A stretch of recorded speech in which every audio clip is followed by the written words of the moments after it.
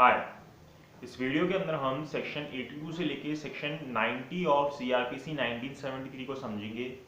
जो कि हमें प्रोक्लेमेशन के बारे में बताता है कि किस तरीके से किसी व्यक्ति को प्रोक्लेम्ड ऑफेंडर बोला जाता है, या फिर अब उस व्यक्ति को जब प्रोक्लेम्ड ऑफेंडर बोल दिया उसके बावजूद भी वो कोर्ट में प्रेजेंट नहीं हो रहा, तो किस तरीके से उसकी प्रॉपर्टी को अटैच किया जाता है। फिर उसके बाद हमें बताता है कि अगर मान लीजिए कि जो सम्मन्स इशू करने थे उसके बावजूद भी व्यक्ति कोर्ट के अंदर नहीं आ रहा, तो उसकी जगह पे कैसे उसके एडिशन के अंदर वारंट इशू किए जा सकते हैं, या फिर सम्मन की जगह पे ही वारंट इशू किए जा सकते हैं। तो किस किस केस में ऐसा किया जा सकता है, या किस तरीके से किसी व्यक्ति को पीओडी क्लियर किया जाता है, उसकी प्रॉपर्टी किस तरीके से अटैच की जाती है, वो सारी चीजें हमें इन प्रोविजंस इन सेक्शंस के अंदर दी गई है। तो हम सेक्शन अगर 82 को देखें, जो कि हमें प्रोक्लेमेशन फॉर पर्सन एब्सकॉन्डिंग के बारे में बताता है। अब जो एब्सकॉन्डिंग है, एब्सकॉन्डिंग का मतलब क्या होता है, जैसे अगर हम हिंदी में ही देखें तो एब्सकॉन्डिंग का मतलब होता है कि जो पर्सन भाग रहा है, या एब्सकॉन्डर मतलब जो पर्सन भगोड़ा है, जो पर्सन भगोड़ा है, जो भाग गया। मतलब कि एक तरीके से जो पर्सन अपने आप को छुपा रहा है, हाइड कर रहा है किस चीज से, कंसील कर रहा है किस चीज से, अपनी अपीयरेंस से कोर्ट के अंदर, और वो ऐसा बहुत दिनों तक कर रहा है। एक बार ही करने को हम एब्सकॉन्डिंग नहीं कहेंगे, वो लगातार ऐसा कर रहा है, उसने अपने आप को छुपा लिया है कि वो कोर्ट के सामने प्रेजेंट ही नहीं होगा, या उसको अरेस्ट करने आएंगे तो वो मिलेगा ही नहीं। तो ऐसे व्यक्ति को हम एब्सकॉन्डर बोल देते हैं। तो ऐसे व्यक्ति के अगेंस्ट कोर्ट क्या करता है, प्रोक्लेमेशन इशू कर देता है, घोषणा कर देता है कि ये क्या है, एब्सकॉन्डर है, भगोड़ा है, इसको कोर्ट में बुलाया जा रहा है, उसके बावजूद भी ये कोर्ट में नहीं आ रहा है। तो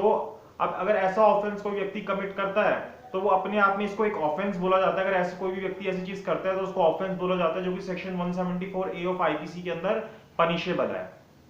तो इसलिए ऐसा करना, एक तो जिस जिस चीज के लिए उसके अगेंस्ट वारंट इशू हुए थे वो केस तो अपने आप में चल ही रहा है। अब उसके बाद वो उसने ये वाला ऑफेंस भी कमिट कर दिया, सेक्शन 82 वाला, जिसके अंदर वो पीओ डिक्लेयर हो गया और उसके बावजूद भी वो कोर्ट के अंदर अपीयर नहीं हो रहा। तो अब उसके ऊपर एक अलग से जो है उसको पनिशमेंट भी मिलेगी, जो कि सेक्शन 174 ए ऑफ आईपीसी के अंदर दी गई है, जिसके अंदर 3 या 7 साल की सजा की जाती है। तो अपने आप में ये ऑफेंस भी कमिट हो गया, और जिस चीज के लिए उसको बुलाया जाता है वो अपने आप में अलग ट्रायल, उसका सब कुछ अपना अलग चलेगा। तो अब हम सेक्शन 82 को रीड करते हैं। आप अपने बेरेट को खोल लीजिए, हम रीड करते हैं और समझते हैं कि सेक्शन 82 के अंदर क्या दिया गया है। सेक्शन 82 के अंदर कुछ कंडीशंस दी गई हैं, वो पूरी करनी जरूरी होती है किसी भी व्यक्ति को पीओ डिक्लेयर करने के लिए, प्रोक्लेम्ड ऑफेंडर डिक्लेयर करने के लिए। क्या कहता है, if any court has reason to believe whether after taking evidence or not, कि अब अगर किसी भी कोर्ट को ऐसा लगता है, अभी उस व्यक्ति के चाहे एविडेंस लिए हैं नहीं लिए, एविडेंस हुए उस केस के अंदर नहीं हुए हैं, that any person against whom a warrant has been issued by it has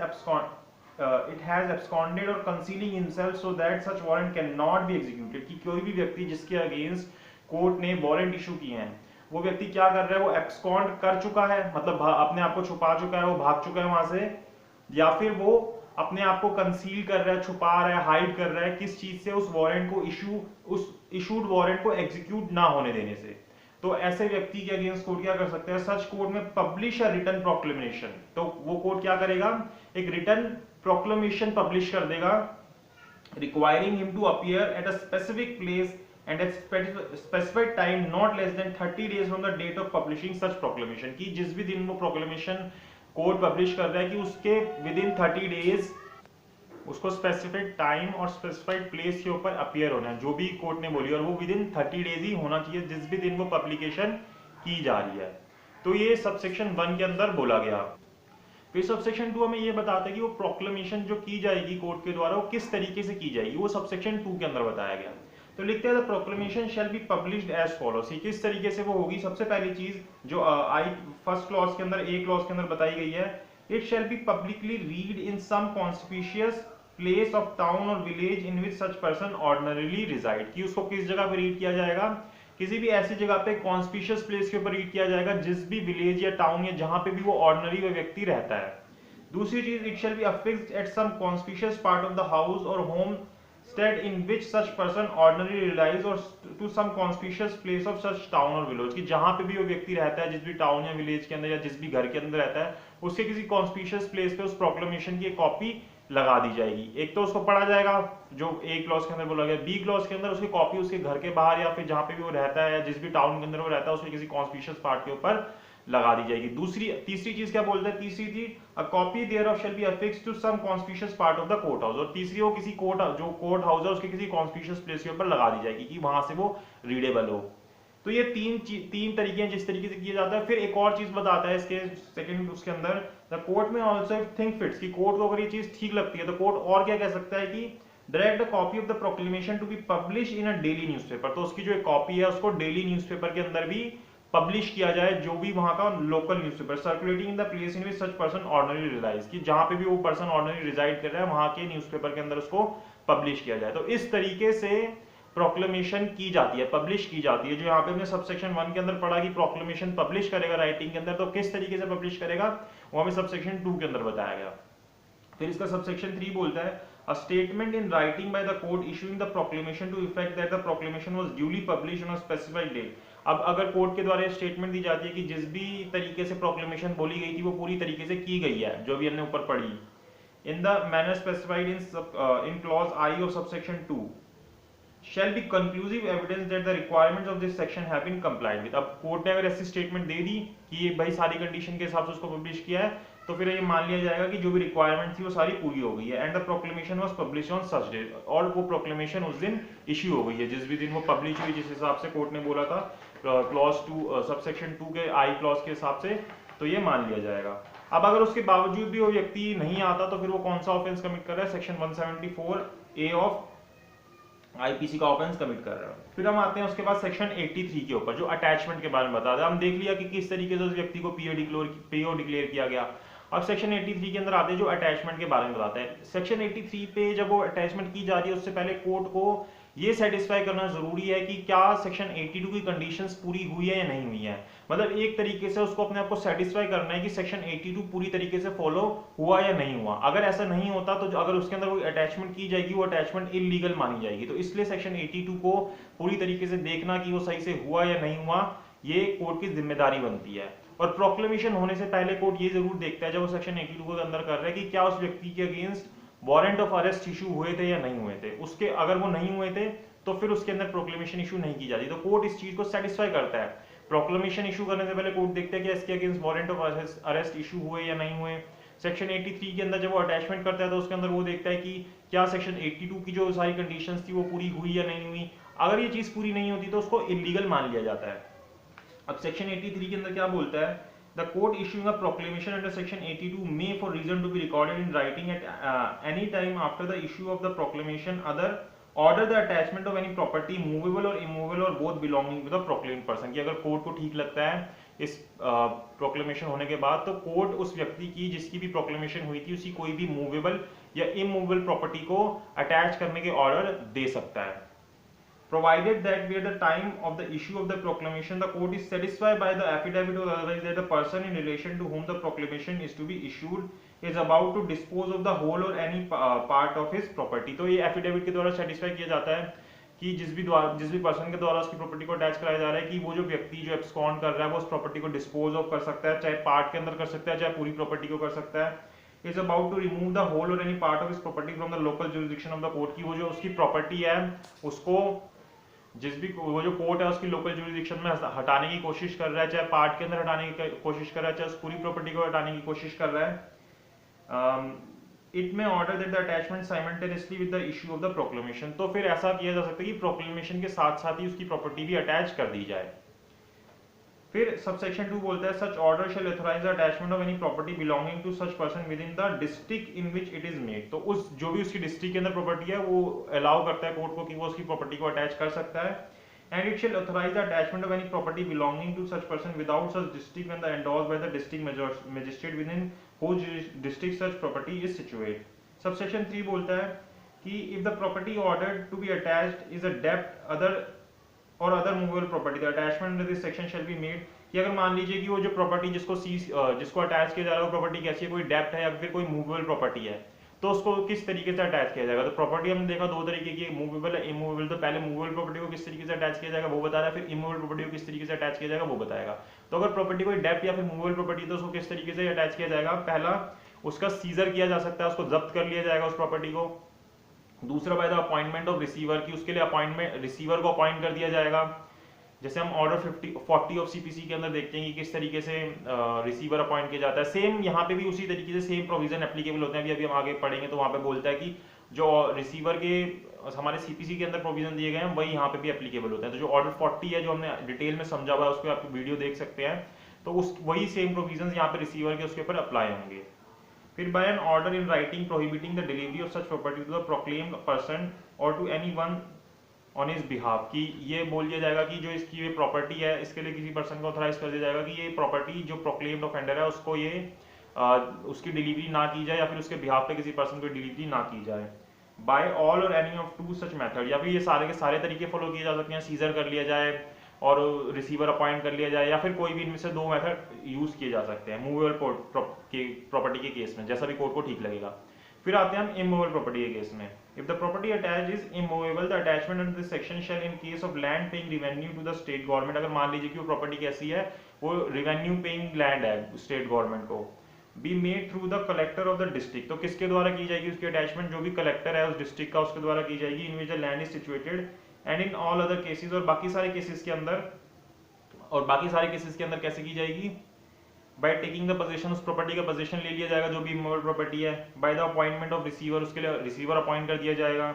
और by order in writing prohibiting the payment of rent और delivery of property to the proclaimed person, कि उसके उस प्रॉपर्टी में से अगर कोई भी रेंट आ रहा है या फिर उसकी जो डिलीवरी है वो उस प्रोक्लेम्ड ऑफेंडर को नहीं की जाएगी, या फिर ये सारे मेथड यूज किए जा सकते हैं, इन दोनों में से कोई भी मेथड यूज किया जा सकता है, जैसा भी कोर्ट को ठीक लगेगा। मतलब कि अगर वो लैंड जिसमें से रेवेन्यू मिल रहा है तो वहां कलेक्टर करेगा, अदरवाइज ये सारी चीजें की जा सकती है कोर्ट के द्वारा। फिर if the property recorded to be attach consist of livestock, मान लीजिए कि वो प्रॉपर्टी कैसी है, लाइव स्टॉक है या फिर ऐसी प्रॉपर्टी है जो खराब हो जाएगी, पैरिश हो जाएगी, तो ऐसे केस के अंदर जो प्रॉपर्टी है उसको बेचा भी जा सकता है, अगर वो ऐसी प्रॉपर्टी है जो खराब हो जाएगी बड़ी जल्दी, और जो भी उसकी प्रोसीड होंगी वो कोर्ट जैसा बोलेगा उस हिसाब से यूज होंगी। The powers, duties and liability of receiver appointed under this section shall be same as those receiver appointed under the code of civil procedure code 1908, तो जो भी रिसीवर की अपॉइंट ड्यूटीज होंगी, लायबिलिटीज होंगी, जैसे सीपीसी के अंदर दे रखी है ऑर्डर 40 के अंदर, उसी तरीके से यहाँ पे भी यूज होंगी। तो हमने सेक्शन 83 तक पढ़ा कि किस तरीके से अटैचमेंट होती है। अब सेक्शन 84 के अंदर देखते हैं कि अगर मान लीजिए कि कोई भी व्यक्ति जिस प्रॉपर्टी को अटैच किया गया उसके अलावा, मतलब जो प्रोक्लेम्ड ऑफेंडर था उसके अलावा कोई तीसरा पर्सन आके उस प्रॉपर्टी के ऊपर क्लेम करता है, तो ऐसे केस के अंदर क्या होगा, if any claim is preferred to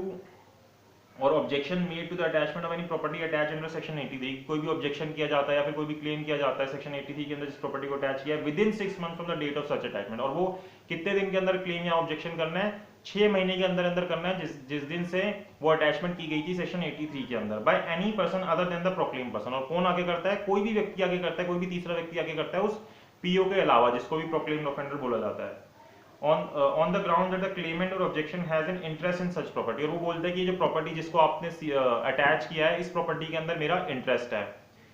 and that such interest is not liable to be attachment under section 83, और ये मेरे इस इंटरेस्ट की वजह से जो प्रॉपर्टी जिसको आपने अटैच कर दिया गया ये अटैचमेंट के लेवल नहीं थी सेक्शन 83 के अंदर। द क्लेम और objection shall be inquired into and may be allowed to disallowed in whole और इन पार्ट, तो फिर कोर्ट को जैसा ठीक लगेगा कोर्ट इस हिसाब से उसकी बातों को सुनेगा और फिर उस क्लेम को अलाउ कर देगा या फिर डिसअलाउ कर देगा, या फिर उसको लगता है कि कुछ पार्ट जो इससे रिलेटेड है तो उसको अलाउ कर देगा या डिसअलाउ कर देगा, तो ऐसा कोर्ट के पास करने की पावर है।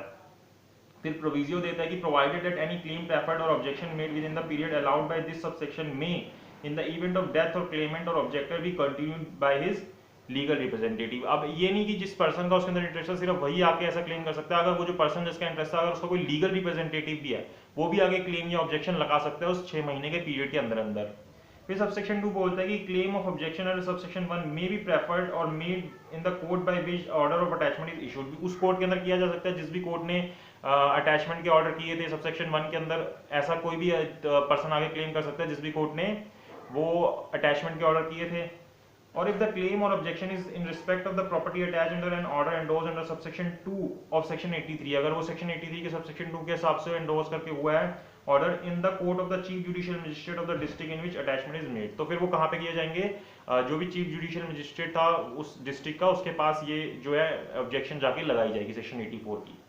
Every such claim or objection shall be inquired into by the court in which it is preferred or made, तो फिर जिस भी कोर्ट के अंदर वो लगी थी, जिस भी कोर्ट के पास वो क्लेम किया गया वो फिर उसके अंदर इंक्वायरी करेगा। Provided that it is preferred or made in the court of chief judicial magistrate, he may make it over to disposal to any magistrate subordinate to him, कि अगर CJM के पास पे अगर ऐसा कोई भी ऑब्जेक्शन या क्लेम किया जाता है तो ऐसा कर सकता है कि वो अपने किसी भी सबऑर्डिनेट मजिस्ट्रेट को वो देखने के लिए दे सकता है कि आप देखिए इसके अंदर क्या चीज़ है, ऐसा क्लेम बनता है या नहीं बनता। फिर सबसेक्शन 4 बोलता है कि एनी पर्सन हुज क्लेम और objection has been disallowed in whole और in part by any order under subsection 1, कि अगर कोई भी व्यक्ति जिसने आगे क्लेम किया ऑब्जेक्शन की उसको डिसअलाउ कर दिया गया कोर्ट के द्वारा कि भाई नहीं, तेरा क्लेम नहीं बनता, या फिर तेरे जितना तेरा पार्ट बोला गया उतना क्लेम नहीं बनता, ऐसी कोई भी चीज होती है सबसेक्शन 1 के अंदर, तो उस पर्सन के पास क्या राइट है कि may within period of 1 year from the date of such order, कि वो उस ऑर्डर के 1 साल के अंदर अंदर क्या कर सकता है, institute a suit to establish the right which he claims in respect of the property. तो अब वो अलग से एक सूट इंस्टीट्यूट कर सकता है इस चीज को एस्टेब्लिश करने के लिए कि मेरा इसके अंदर राइट है इस प्रॉपर्टी के अंदर in dispute, but subject to result of such suit if any order shall be conclusive. फिर उस जो भी उसके हिसाब से जो भी ऑर्डर आएगा उसके हिसाब से जो भी उसका ऑर्डर होगा सूट का वो कंक्लूसिव होगा। फिर सेक्शन 85 के ऊपर आते हैं जहां पे रिलीज के बारे में बताता है, release sale and restoration of attach property की, जो अटैच प्रॉपर्टी थी उसको रिलीज कर दिया जाएगा या फिर उसको सेल कर दिया जाएगा या फिर उसकी रिस्टोरेशन कर ली जाएगी। अब कब की जाएगी ऐसा, if the proclaimed person appears within the time specified in the proclamation, the court shall make an order releasing the property from the attachment। भाई जिस भी proclaimed offender की प्रॉपर्टी को अटैच किया गया था, अब वो स्पेसिफाइड टाइम के अंदर आ जाता है जो कि प्रोक्लेमेशन के अंदर बोली गई थी कि भाई 30 दिन के अंदर 40 दिन के अंदर अपीयर होना, और वो उतने पीरियड के अंदर अपीयर हो जाता है, तो फिर जो भी उसकी प्रॉपर्टी अटैच की गई थी वो क्या की जाएगी, रिलीज कर दी जाएगी, उसको वापस कर दी जाएगी।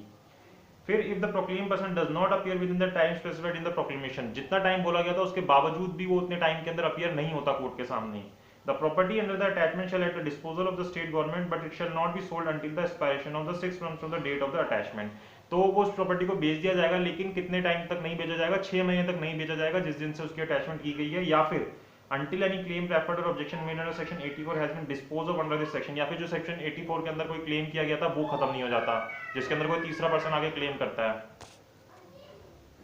unless it is subject to speedy and natural decay, या फिर अगर वो प्रॉपर्टी स्पीडी या नेचुरल डिके हो जाता है तो फिर तो उसको बेच दिया ही जाएगा, फिर 6 महीने का वेट नहीं किया जाएगा। और the court consider that the sale would for the benefit of the owner in either which case the court may cause it to be sold whenever it thinks it, या फिर कोर्ट को ऐसा लगता है कि ये ओनर के interest के अंदर ही अगर इस प्रॉपर्टी को बेच दिया जाए, अगर इसको आज के थोड़े टाइम बाद बेचा जाएगा, इसकी वैल्यू कम मिलेगी या फिर प्रॉपर्टी खराब हो जाएगी, तो कोर्ट को अगर ऐसा लगता है तो कोर्ट उस प्रॉपर्टी को इस 6 महीने के पीरियड से पहले भी बेच सकता है। अब मान लीजिए कि अगर उस if within 2 years from the date of the attachment, जिस भी दिन वो अटैचमेंट की गई थी उसके 2 साल के अंदर अंदर अगर any person whose properties or has been at the disposal of the state government under subsection 2 appears voluntarily, कि वो वॉलंटरी खुद ही कोर्ट के सामने आ जाता है 2 साल के अंदर अंदर, और इज एप्रीहेंडेड, या फिर उसको पकड़ के ले आती है पुलिस या फिर कोई भी पकड़ के ले आता है, and brought before the court whose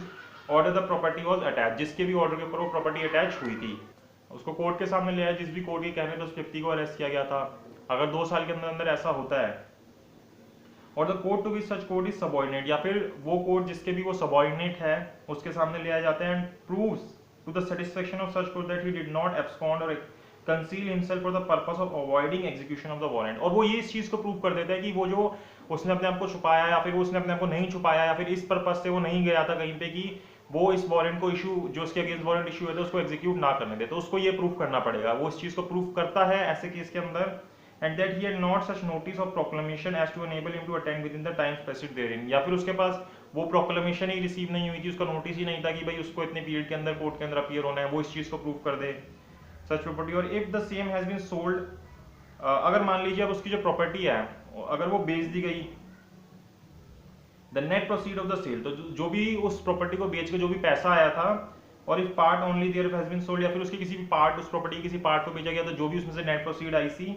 the net proceed of the sale and the residue of the property, और जो भी प्रॉपर्टी बची, अगर नहीं बेचा गया तो पूरी प्रॉपर्टी, बेच जाएगा तो पूरी प्रॉपर्टी का पैसा, अगर कोई पार्ट बेच जाएगा तो उतना पैसा, और जो प्रॉपर्टी का जितनी भी हिस्सा बचा था वो,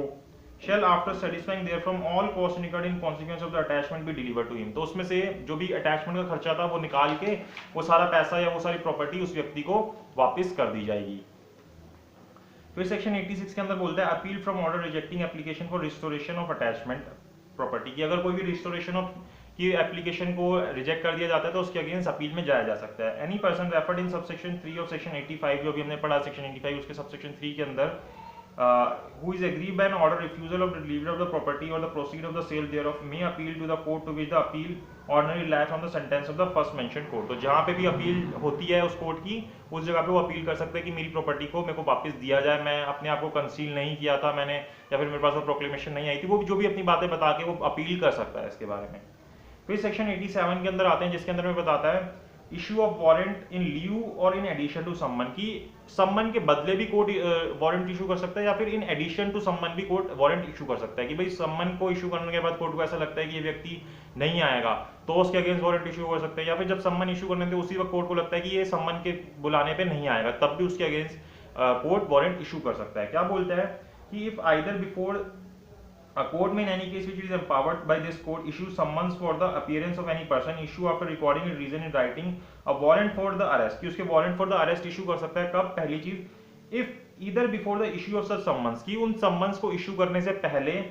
और after the issue of same, या फिर उन समन्स को इश्यू करने के बाद, but before the time fix for his appearance, लेकिन जब उसका टाइम जो है अपीयरेंस का फिक्स नहीं हुआ था, the court sees reason to believe that he has absconded और will not obey the summons, कि या तो वो भाग चुका है या फिर वो ये जो समन्स उसको भेजे जा रहे हैं इनको फॉलो नहीं करेगा, वो बुलाने पे नहीं आएगा कोर्ट में। दूसरी बात बोलता है if such time he fails to appear and summons is proved to have been duly served, कि भाई उसको समन्स पहुंच चुके थे और उसके बावजूद भी वो नहीं आ रहा